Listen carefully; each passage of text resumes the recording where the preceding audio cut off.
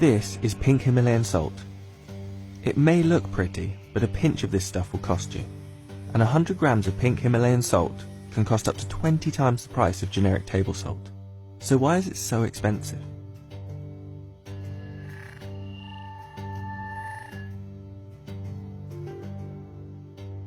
Pink Himalayan salt has gathered a cult following. Its supporters claim that it helps with everything from weight loss, reducing aging, regulating sleep, and even increasing your libido. And while the pink salt itself can cost $10 per kilo, the products made using it can be far more expensive. But what actually is the difference between types of salt, and where have these claims come from? To get an idea of what makes pink Himalayan salt different, we need to look at the different types of salt in the industry. Table salt is often made by drilling into underground seabeds, pumping out the salt water, and then refining it in purification plants. Natural minerals like magnesium or potassium are taken away. Sea salt is made by evaporating seawater using the sun or indoor heaters. Unlike table salt, it normally has no extra chemicals added, and its natural minerals stay intact. Rock salt is different.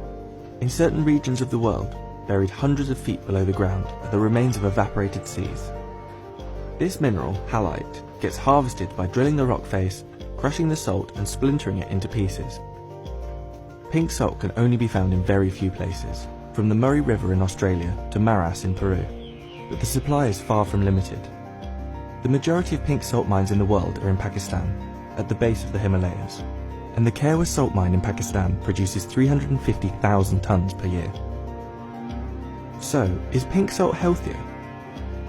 The salt has an estimated 84 different minerals in it, which give it its pink colour.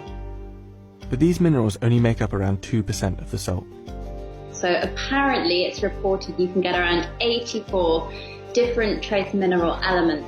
However, it's such a very small percentage of the salt that makes up these minerals that you are highly unlikely to get any real benefit or any trace of them in your regular serving of salt itself. And I hate to be the bearer of disappointing news, but it's pretty similar nutritionally.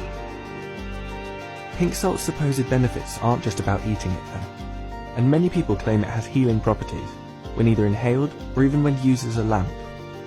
I can see why trends come about. So, for instance, there's a lot of different homeopathic remedies that can seem very, very appealing, but actually because they're not grounded in evidence, a lot of the time a small hint of something having a promise can get blown out of proportion, especially when it comes to the media, especially in terms of beautiful looking items. And I think pink salt, of course, is a lot more appealing for a lot of people when you compare it to your regular white salt. So Himalayan salt doesn't have the health benefits claimed, but it's still marketed as a luxury salt, and global salt consumption is forecast to be worth $14.1 billion by 2020. So does it taste any better for the price? I think it tastes nicer, but I don't know if I just think it tastes nicer because I know it's meant to taste nicer. It doesn't taste that different. It's a bit less harsh on the palate. Doesn't sort of like burn your tongue as much, which I guess is a good thing. I couldn't really tell too much of a difference between them, to be honest. If I was cooking with them, putting them in a dish, I probably wouldn't be able to tell the difference between them. It just kind of tastes like salt. There's one other big thing that's led to pink salt's popularity: Instagram. It's because Instagram is an image-based platform, so if you think about it, it's more attractive to take pictures of something that's pink naturally or something that's bright green. It's more, I would call it aesthetic food. So looking at how food appears rather than it being a miracle benefit. And I think if you are looking at social media on a whole, it goes in seasons and it goes in whatever is the most photographed item. I don't think it will be around forever.